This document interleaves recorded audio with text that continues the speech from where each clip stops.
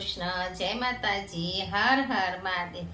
આજે આપણે શ્રાવણ મહિનામાં શુક્રવારના રહેવાતું વ્રત જીવંતિકા વ્રત વિશે જાણશું। જીવંતિકા વ્રત એ બાળકો માટે રહેવાનું વ્રત છે।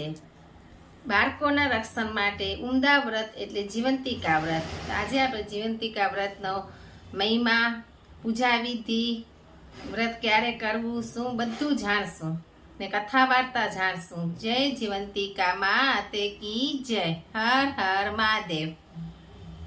જીવંતિકા વ્રતનો મહિમા સંતાનના સુખ તથા તેના દીર્ઘાયુષ્ય કરવા માટેનું આ વ્રત છે। તેથી તેને સંજીવિની વ્રત પણ કહેવામાં આવે છે। પુત્રની માતા પોતાના પુત્રના દીર્ઘાયુ માટે માતા જીવંતિકાનું વ્રત કરે છે। આ વ્રતનો આરંભ શ્રાવણ મહિનાના પહેલા શુક્રવારથી થાય છે। જીવંતિકાનો એક અર્થ જીવાડનારી એવો પણ થાય છે। તેથી જીવંતિકા માતાના વ્રતનો મહિમા પણ અપરંપાર છે।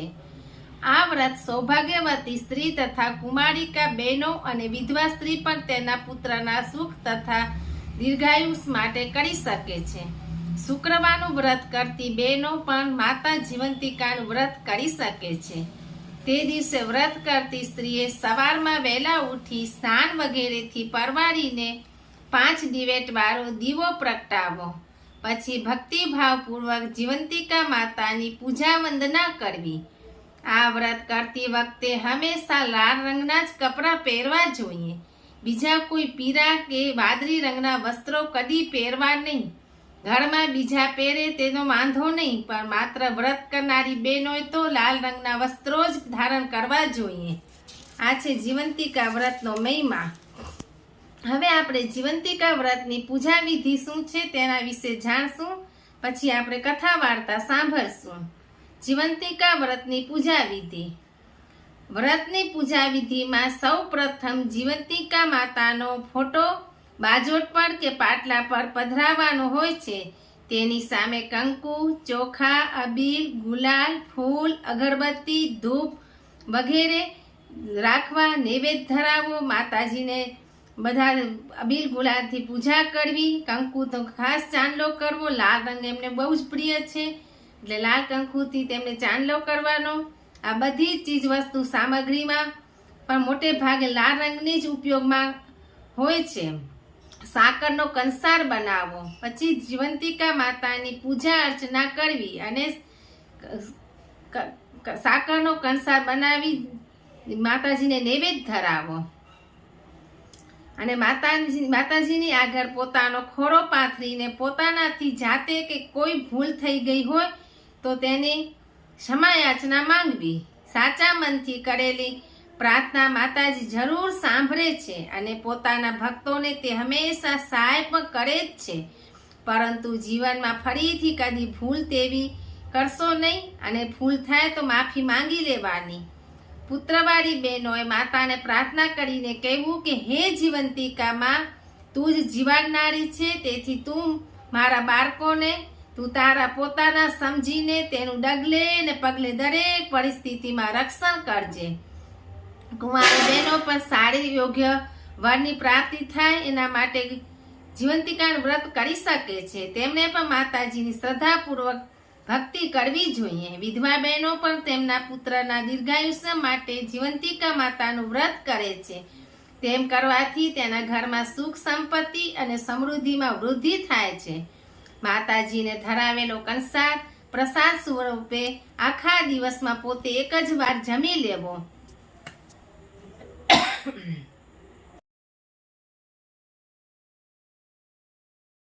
ઉપવાસ કરવા, ઉપવાસ દરમિયાન ફરાળી વસ્તુ લઈ શકાય છે। ફળ, દૂધ, મોરૈયો ઉપયોગમાં લઈ શકાય છે। આ ઉપરાંત વ્રતના દિવસે રાત્રિ જાગરણ કરવું જરૂરી છે। ભલે આખી રાતનો ઉજાગરો ન થઈ શકે તો પણ રાત્રિના 12 વાગ્યા સુધી તો જાગરણ કરવું જ જોઈએ અને વ્રતની વિધિ કરી શકાય છે। આ સમયમાં માતાજીના ગરબા રમવા, કથા વાર્તા સાંભળવી જોઈએ। જેમને વાંચતા ના આવડતું હોય તેમણે બીજાની પાસે વંચાવીને આ વ્રતની કથા સાંભળવી જોઈએ। વ્રતના દિવસો દરમિયાન તન મનથી પવિત્ર રહેવું જોઈએ। કોઈની પણ નિંદા કે પાપી વાતો કરવી જોઈએ નહીં। ખરાબ બોલવું જોઈએ નહીં। ક્રોધ કરવો જોઈએ નહીં। પણ આનંદમાં જ રહેવું જોઈએ. ઘરના કામકાજ કરતી વખતે પણ માતાજીનું નામ સ્મરણ કર્યા કરવું જોઈએ. જીવંતિકા માતાનું વ્રત કરનારી બહેનોથી લીલા કે પીળા કપડાં પહેરવા ન જોઈએ. ઘરેણા પર પીળા હોવાથી ન પહેરવા જોઈએ. આમ છતાં પણ જો કદાચ કોઈ ભૂલ થઈ જાય તો તેનો બહુ શોખ કરવો જ નહીં. કશો દોષ માતાજી લેતા નથી. માતાજી તો દયાના સાગર છે. તે તેના ભક્તોને હંમેશા માફ જ કરી દે છે. ખોટા વેમ કે અંધશ્રદ્ધામાં માનવું જોઈએ નહીં. ઢોંગી ધૂતારાઓ પોતાનું મહત્વ વધારવા અને ભોળા લોકોને ફોસલાવતા હોય અને પૈસા કમાવા માટે આમ કરતા હોય તો તેમને સાથ આપવો જોઈએ નહીં. વ્રત કરનારી બહેનો માટે ખાસ નોંધ: બીડી, તમાકુ, છીંકડી, દારૂ, માંસ માટી અને સિગરેટનો ઉપયોગ સદંતર બંધ કરવો જોઈએ. તો જ વ્રત સફળ થયું ગણાય છે. જય જીવંતિકા માત કી જય. હવે જીવંતિકા માતાનું વ્રતનું ઉજવણું કેવી રીતે કરવું એ પણ આપણે જાણી લઈએ ને પછી આપણે કથા વાર્તા જાણશું. વ્રતનું ઉજવણું 5, 7 કે 9 વર્ષે કરી શકાય છે. ઉજવણું શ્રાવણ માસના પહેલા શુક્રવારે કે કોઈ પણ માસના કોઈ પણ દિવસે કરી શકાય. શ્રાવણ માસના પહેલા શુક્રવારે આપણે ન કરી શકીએ તો બીજા શુક્રવારે, આમ શ્રાવણ માસમાં એનું ઉજવણું કરી શકાય છે. ઉજવણામાં એક સ્વાગન સ્ત્રી, એક કુમારિકા અને એક બટુકને જમવા નિમંત્રણ આપવું. તેઓનું મા જીવંતિકાનું સ્વરૂપ માની ફૂલ, કંકુ, ચોખા, ઘી ભાવપૂર્વક પૂજન કરવું અને ત્રણેયને ભક્તિભાવથી જમાડવા. જમણમાં કોઈ પણ મિષ્ટાન તેમજ દાળ ભાત, શાક, અથાણા, સંભાર, રાયતા વગેરે બનાવી શકાય છે. તેમાં ખટાશ પણ નાખી શકાય છે. જમણ ઘરના સૌ તેમજ સૌ વ્રતનું ઉજવણું કર્યા બાદ પણ જિંદગી પણેત પર વ્રત કરી શકાય છે. વ્રતનું ઉજવણું કર્યા બાદ ફરીથી તેનું ઉજવણું કરવાનું રહેતું નથી. એટલે આપણે એકવાર વ્રતનું ઉજવણું કરી નાખીએ પછી જીવન પણેત વ્રત રહીએ તો પણ સારું જ છે. જીવંતિકા વ્રતનું ફળ શું છે ને શું મહાત્મ્ય છે? સુવાગત સ્ત્રીના સર્વ મનોરથ તેમજ મનોકામના પૂર્ણ કરનારું આ વ્રત સર્વે વ્રતોમાં સહેલું અને ઉત્તમ છે. સંતાનોના દીર્ઘાયુષ્ય માટે માં અંધારે અજવાળે દેશ પરદેશમાં દુષ્ટોથી અને હિંસક પશુઓથી બાળકોની રક્ષા કરે છે અને સૌભાગ્યની રક્ષા કરે છે. માતાજી મનોવાંછિત ફળ આપે છે. ધન અને ધાન્યના ભંડાર ભરેલા રાખે છે. જે બહેનોને સંતાન થતા ન હોય તેમણે પણ વ્રત કરવાથી ખોળો ભરાય છે. જે બહેનોના બાળકો જીવતા ન હોય તેના બાળકો સુખરૂપે જીવી શકે છે. સર્વ પ્રકારે મંગલ કરનારું આ વ્રત છે. વ્રતની વિધિ ઘણી સરળ અને સાદી છે. શ્રાવણ માસના શુક્રવારથી આ વ્રત શરૂ કરાય છે. વ્રત કરનાર લાલ વસ્ત્રો પહેરવા, પીળા વસ્ત્રો કે પીળા ઘરેણા ન પહેરવા, લીલા પીળા મંડપ નીચેથી પસાર થવું નહીં, ચોખાના પાણીને ઓળંગવું નહીં, પૂજાના ફૂલ, ધૂપ, દીપ, ચોખાથી પૂજન કરવું, 5 દીવાની આરતી કરવી, સ્તુતિ કરવી, ક્ષમાયાચના કરવી, એકટાણું કરવું, માતાજીને ધરાવેલા કંસાર એક વખત જમવો, જાગરણ કરવું, માતાજીનો પાઠ કરવો, પાઠ સાંભળવો, બ્રહ્મચર્ય પાળવું, પવિત્ર રહેવું, અસત્ય બોલવું નહીં, 5, 7 કે 9 વર્ષે ઉજવણું કરવું, એક સુહાગણ અને એક કુમારિકા અને એક બટુકને જમાડી દાન દક્ષિણા દેવા, સૌભાગ્યના શણગાર આપવા, વસ્ત્ર વગેરે યથાશક્તિ પ્રમાણે આપી શકાય છે. ઉજવણું કર્યા પછી જીવન પર્યંત આ વ્રત કરી શકાય છે. એકવાર ઉજવણું કર્યા પછી ફરીથી ઉજવણું કરવાની જરૂર રહેતી નથી. પૂજન વિધિ કરવા માટે કોઈ વિદ્વાન બ્રાહ્મણની જરૂર નથી. બહેનો પોતે પણ પૂજન વિધિ કરી શકે તેવી સરળ વિધિ છે. હવે આપણે જીવંતિકા માતાની કથા વાર્તા સાંભળતું. જય જીવંતિકા માત કી જય. કથા વાર્તા જીવંતિકા માની. બહુ પ્રાચીન સમયની આ વાત છે. હજારો વર્ષ પહેલા ભારતની ભૂમિ પર કૌશલ નામનું એક રાજ્ય હતું. ત્યાં આગળ રાજેન્દ્ર નામનો એક પરમ સંતોષી અને ધર્માત્મા સ્વભાવનો રાજા રાજ્ય કરતો હતો. તે રાજાના રાજ્યમાં પ્રજા સર્વ વાતે સુખી અને સમૃદ્ધ હતી. કદી દુકાળ પડતો ન હતો, કદી કોઈનું અકલ્પ્ય મૃત્યુ થતું ન હતું. રાજા પ્રજાવત્સલ હતો તો તેની પ્રજા પણ તેના જેવી જ હતી. તેની રાણી સંતોષ ગૌરી પણ પવિત્ર અને પતિપરાયણ સ્ત્રી હતી. પરંતુ આવું હોવા છતાં પણ તેમને એક વાતનું માટે દુઃખ થયા કરતું હતું. તેમને પેટે સવાસેર માટીની ખોટ હતી. તેમને પેટે એકે સંતાન ન હતું. બાળક વિનાનું રાજમહેલ તેમને ખૂબ સૂનો સૂનો લાગતો હતો અને આ વાતનું દુઃખ તેમને હંમેશા સતાવ્યા કરતું હતું.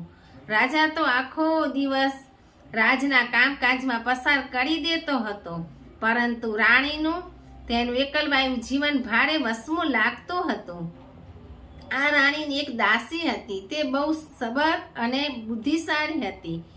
એક દિવસ જ્યારે રાણી દુઃખની મારી દર આંસુ સારી રહી હતી, ત્યારે તે દાસી તેની પાસે આવી અને રાણીને સાંત્વના આપતા કહેવા લાગી. તે બોલી, રાણીબા, આપ શા માટે રડો છો? રાણી બોલી, તું તો જાણે જ છે અમારું દુઃખ, તેથી અમે રડીએ નહીં તો બીજું શું કરીએ? અમારું દુઃખ તો પહાડના સમાન મોટું છે. મને તો એમ લાગે છે કે તે કડીએ ટળશે નહીં. દાસીએ કહ્યું, રાણીબા, દુઃખ ગમે તેવું મોટું હોય તો પણ તેમાં પ્રયત્ન કરવાથી તે જરૂર દૂર થઈ શકે છે, અને જો તમે કહેતા હો તો હું તમામ પ્રયત્ન તમારા માટે કરી જોઉં. તું શું પ્રયત્ન કરીશ? રાણીએ પૂછ્યું. દાસીએ કહ્યું, તેના માટે એક કપટ કરવું પડશે. રાણીબા, કપટ કરવું પડશે? કેવું કપટ? દાસીએ જવાબ આપ્યો, સાંભળી લો રાણીબા, મારી એક બ્રાહ્મણી સહેલી છે. તેને મારા પર અપાર પ્રેમ અને વિશ્વાસ છે. હમણાં તેને પેટ ઓધાણ છે અને 7મો મહિનો જાય છે. 2 મહિના પછી તેને પ્રસૂતિ આવશે. તેને પુત્ર કે પુત્રી અવશ્ય અવતરશે. તમે પણ 7 મહિના પતી ગયાનો દોડ કરજો અને પેટે કપડું બાંધીને રાખજો. હું પણ મારી બ્રાહ્મણી શૈલીની સેવા ચાકરી કરતી રહીશ અને જેમ તેમ તેને રાજી રાખીશ. જ્યારે તેને પ્રસૂતિ આવશે અને પુત્ર જન્મશે તો તેને હું ત્યાંથી ઉપાડી લાવીને તમારી સોળમાં સુરાવી દઈશ. એટલે એ તમારો જ પુત્ર ગણાશે. કોઈને પણ કાન આ વાતની ખબર નહીં પડે. આ રીતે મારું કાવતરું પાર પડી જશે. દાસીની વાત રાણીના ઘરે ઉતરી ગઈ. તે ખૂબ રાજી થઈ ગઈ. તરત જ તેણે પોતાના ઘરમાં હતો તે 51 વારો હાર કાઢીને દાસીને પહેરાવી દીધો. પછી પોતે ગર્ભવતી છે તે જાતની અફવા તેણે ચારે બાજુ ફેલાવી દીધી. સમય વીતતો ગયો, પાણીના રેલાની જેમ સમય સરતો ગયો અને જોતામાં પેલી બ્રાહ્મણ પત્નીને 9 મહિના પૂરા થઈ ગયા. તેની સખી રાણીની દાસીએ ખૂબ જ કપટ કર્યું. તેને ઘેનવાળી એવી વસ્તુ ખવડાવી દીધી કે કંઈ સાનબાન રહ્યું નહીં અને રૂપાળો ચંદ્રમા જેવો પુત્ર જન્મ્યો. દાસી તેને ઉપાડીને ત્યાંથી દૂર લઈ ગઈ અને રાણીની પાસે આવીને સુરાવી દીધો અને રાણીને પુત્ર આપી દીધો. રાણીએ તેને પોતાના પરખામાં સુરાવ્યો અને પછી જાહેર કર્યું કે રાણીબા એક અતિ સ્વરૂપવાન પુત્રને જન્મ આપ્યો છે. આ સમાચારથી રાજમહેલમાં ચારે બાજુ આનંદ છવાઈ ગયો, પરંતુ સાચી વાતની કોઈને જાણ થઈ નહીં. રાજા તો આનંદમાં સમાચાર સાંભળીને ખૂબ જ રાજી થઈ ગયો. તેણે ખોબે ગરીબોને ખૂબ દાન કર્યું. જેલમાં પડેલા કેદીઓને તેણે છોડી મૂકવાનો હુકમ કર્યો. દાસી ત્યાંથી પાછી તરત જ દોડીને બ્રાહ્મણની પત્ની પાસે જઈ પહોંચી અને જ્યારે થોડી વારે બ્રાહ્મણને ભાન આવ્યું ત્યારે તેણે તેને જણાવ્યું કે બેન, તને તો મરેલો પુત્ર અવતર્યો હતો, જેને હું હમણાં જ સ્મશાનમાં દફનાવી આવી છું. તું તો બેહોશ જ પડી હતી, એટલે તને આ વાતનું ક્યાંથી ભાન હોય? આ પ્રમાણે કહીને તે ખૂબ ગરગડી થઈ ગઈ અને આંખમાંથી ખોટા મગરના આંસુ પારવા લાગી. બ્રાહ્મણની પત્ની તો બિચારી આ સાંભળીને પોતાનું કપાળ ફૂટવા લાગી. તે કહેવા લાગી, હશે બેન, મારા ભાગ્યમાં આવું જ લખાયું હશે, જેવી માતાજીની ઈચ્છા. આમ કહીને તેણે મનમાં સંતોષ માની લીધો. આ બાજુ ગરીબ બ્રાહ્મણને પુત્ર રાજકુમાર બનીને રાજાના મહેલમાં ઉછેર છે. સાચી વાત હજી પણ કોઈ જાણતું નથી. રાજકુમાર રાજા રાણીના લાડકોડમાં મોટો થઈ રહ્યો છે. એના સુખ અને સમૃદ્ધિનો કોઈ પાર નથી. એના દિવસો ખૂબ જ આનંદમાં પસાર થઈ રહ્યા છે. જ્યારે આ બાજુ તેની સગી જનેતા બિચારી પુત્રના વિયોગમાં ઝૂરતી એકલી અટુલી માતા જીવંતિકાનું વ્રત કર્યા કરે છે. સમય તો સમયનું કામ કર્યા જ કરે છે. આમ ફરી પાછા 9 વર્ષના વહાણા વીતી ગયા. રાજકુમાર 9 વર્ષનો કિશોર થઈને ઊભો રહી ગયો. તેની મા બ્રાહ્મણીને પણ જીવંતિકાનું વ્રત લીધા 9 વર્ષ પૂરા થઈ ગયા. 9 વર્ષ સુધી તે જીવંતિકા માનું વ્રત કરતી રહી. શુક્રવારે એકટાણું કરતી, પીળા રંગના અને બંગડી પીળા રંગના ઘરેણા પહેરતી નહીં. રાત્રે માનું જાગરણ કરતી. આમ તેને 9 વર્ષ પૂરા કરી દીધા. જીવંતિકા માના વ્રતનું ઉજવણું 9 વર્ષે થાય છે અને વ્રત કરનારને તેના વ્રતનું ફળ પણ અવશ્ય મળે જ છે. માતા જીવંતિકાના આશીષ તેને જરૂર પ્રાપ્ત થાય છે. જ્યારે બ્રાહ્મણી તેના વ્રતના ઉજવણાની તૈયારીઓ કરી રહી હતી ત્યારે એક બનાવ બની ગયો. રાજકુમાર જેનું નામ તેના પાલક માતા પિતા રાજા રાણી આશીષ નામ રાખ્યું હતું, તે આશીષ તેના જેવડી ઉંમરના સરખા છોકરાઓની સાથે ગામના મેદાનમાં ઘેડી દરો રમવા ગયો હતો. રમતા રમતા તેનો દરો ઉછરીને પાસેની વસ્તીમાં એક બ્રાહ્મણના વાડામાં જઈ પડ્યો. આ એ જ બ્રાહ્મણનું ઘર હતું જ્યાં તેના સાચા માતા પિતા રહેતા હતા. આ તેને જન્મ આપનારી માતાનું જ ઘર હતું. તે વાડામાં એક નાની 6 મહિનાની વાછરડી પણ બાંધેલી હતી. રાજકુમાર આશીષ જ્યારે તેનો દરો પાછો લેવા માટે ગયો તો અચાનક તે નાની 6 મહિનાની વાછરડીને માનવ જેવી વાચા ફૂટી અને તે બોલવા લાગી, જે શોધવાનું છે તેને તો તું શોધતો નથી અને નકામો દરાની પાછળ પડ્યો છો. આ સાંભળીને આશીષ ભારે આશ્ચર્યમાં ડૂબી ગયો. તેને લાગ્યું કે આ વાછરડી તેને કોઈ ભેદભરમની વાત જણાવવા માંગે છે. એટલે તેણે વાછરડીને પૂછ્યું, તું શું કહેવા માંગે છે? વાછરડી બોલી, તું દરાને શોધવામાં તારી માને ભૂલી ગયો છો. આ રાજા રાણી કંઈ તારા સાચા માતા પિતા નથી, તે તો માત્ર તારા પાલક માતા પિતા છે. તું તારા સાચા માતા પિતાને શોધી કાઢ. આ સાંભળી રાજકુમારનું મન ઘેરી દરાની રમતમાંથી એકદમ ઉઠી ગયું. તે ખૂબ જ ઉદાસ થઈ ગયો. મહેલમાં પાછો ફરીને તે સીધો રાજાની પાસે ગયો અને તેને વાછરડીની કહેલી બધી વાત કઈ સંભળાવી. રાજાને પણ આ સાંભળીને ભારે નવાઈ લાગી. તેને રાજજોશીને બોલાવ્યા અને રાજકુમારની કુંડળી જોડાવી. જોશીએ જોશ જોઈ આપ્યા અને કહ્યું, મહારાજ, વાછરડીની વાત તદ્દન સાચી છે. તમે રાજકુમારના સાચા પિતા નથી. આ રાજકુમાર બીજા જ કોઈકનું સંતાન છે. તેના મા બાપને શોધવા માટે તમે ભોજનનો મોટો ભંડારો રાખો. તેના સાચા મા બાપ ત્યાં જમવા માટે જરૂર આવશે. રાજાએ યજ્ઞ કર્યો અને મોટો જમણવાર ગોઠવ્યો. તેમાં ઠેર ઠેરથી લોકો જમવા આવવા લાગ્યા. રાજા છાની રીતે તે બધાની તપાસ રાખતો હતો અને આશીષ પણ પોતાની માને શોધી રહ્યો હતો. ધુમાડા બંધ મોટા જમણવારમાં સૌ કોઈ જમવા આવ્યું. તે બ્રાહ્મણ જમવા માટે આવ્યા નહીં, કેમ કે તેમને ત્યાં જીવંતિકા માતાનું વ્રતનું ઉજવણું હતું. તેથી તે તેની તૈયારીઓમાં પડ્યા હતા. છેવટે રાજાને તો તે વાતની જાણ થઈ તો તેણે પાલખી મોકલીને તેમને પોતાના યજ્ઞમાં જમાડવા બોલાવ્યા. તેમના આવી ગયા પછી રાજાએ તેમને પૂછ્યું, રાજ્યનો ઢંઢેરો સાંભળવા છતાં પણ તમે યજ્ઞમાં જમવા માટે કેમ ના પધાર્યા? બ્રાહ્મણીએ જવાબ આપ્યો, અમારે ઘેર જીવંતિકા માતાનું વ્રતનું ઉજવણું છે. અમે 9 વર્ષ આ વ્રત પાળ્યું અને આ 9મે વર્ષે માના વ્રતનું ઉજવણું કરી રહ્યા છીએ. અમે અમારા પ્રાણના ભોગે પણ જીવંતિકા માનું વ્રત પાળીશું અને ઉજવીશું. આટલું કહેતામાં તો બ્રાહ્મણીને અચાનક ધાવણ ચડી આવ્યું અને દૂધની ધાર ઉડી અને પાસે ઊભેલા રાજકુમારના મુખમાં જઈ પડી. સૌ કોઈ આશ્ચર્યથી આ બનાવ જોઈ રહ્યા. તે બધાને ખૂબ જ નવાઈ લાગી. રાજકુમારને પણ માને જોઈને હૈયામાં હેત ઉભરાઈ આવ્યું અને તે પોતાની માને ભેટી પડ્યો. મા બેટાનું આ અપૂર્વ મિલન જોઈને ત્યાં હાજર સૌની આંખમાં હરખના આંસુ આવી ગયા. તે બધા મનમાં સમજી જ ગયા કે આ બ્રાહ્મણ જ રાજકુમારની સાચી માં છે. વાતનો ભેદ ખુલી ગયો હતો. તેથી રાજાએ રાણીને સાચી વાત પૂછી તો રાણીએ પણ પોતાનો ગુનો કબૂલ કરી લીધો અને તેણે રાજાની માફી માંગી. રાજાએ તો કપટી દાસીને બોલાવીને તે ખૂબ જ ગભરાઈ ગઈ હતી. તેણે રાણીના હિત માટે આવું કપટ કર્યું હતું અને સાચી વાતનો સ્વીકાર પણ કરી લીધો તથા રાજાની પાસે માફી માંગી.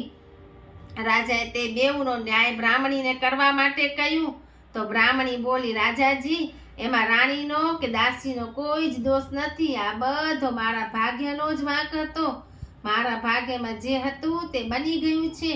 માતા જીવંતિકાના પ્રતાપથી મને મારો પુત્ર પાછો મળી ગયો છે.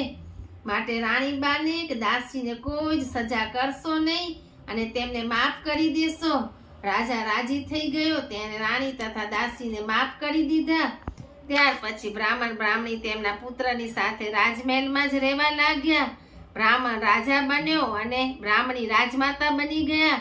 આખા નગરની સ્ત્રીઓ બધી એકવાર ત્યાં દોડી આવી અને પૂછવા લાગી, માતાજી, તમારું વ્રત તમારું ભાગ્ય બનીને તમને ફળ્યું છે તો તમે અમને કહેશો કે એ વ્રત કેવું છે અને કેવી રીતે કરવાનું છે.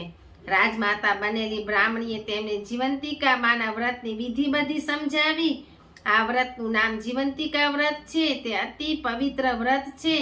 શ્રાવણ મહિનાના પહેલા શુક્રવારથી આ વ્રતનો આરંભ થાય છે. પીળા વસ્ત્રો કે ઘરેણા પહેરવા નહીં. જીવંતિકા માનું નામ લઈને 5 દિવેટનો દીવો પ્રગટાવવો. એકટાણું ઉપવાસ કરવા. 9 વર્ષ પછી આ વ્રતનું ઉજવણું કરી શકાય છે. એક સૌભાગ્યવતી સ્ત્રી એક કુંવારી કન્યા એક બાળકને જમવા બેસાડવા, ફૂલાર પહેરાવી તેમની પૂજા કરવી, લાલ વસ્ત્રો આપવા, દક્ષિણા આપવી. જે કોઈ જીવંતિકા માનું વ્રત કરે છે તેના પુત્રની જીવંતિકા માતા રક્ષા જ કરે છે. એને કોઈ ઊનો વા પણ આવવા દેતા નથી. બ્રાહ્મણીને તેને પોતાના પુત્ર મળી ગયો. એ રાજમાતા બની ગઈ. જીવંતિકા માં એના ઉપર પ્રસન્ન થયા અને એને સુખ સંપત્તિ મળી. હે માં જીવંતિકા, હે માં સંજીવની માતા, જેવી રક્ષા બ્રાહ્મણના બાળકની કરી એવી અમારા બાળકોની સદાય તમે રક્ષા કરજો. જય જીવંતિકામાં, જય જીવંતિકામાં. આ વ્રતની વાર્તા સાંભળવાથી આપણા બાળકોની રક્ષા થઈ જાય છે. તો જય જીવંતિકામાં તે કી જય. હર હર મહાદેવ.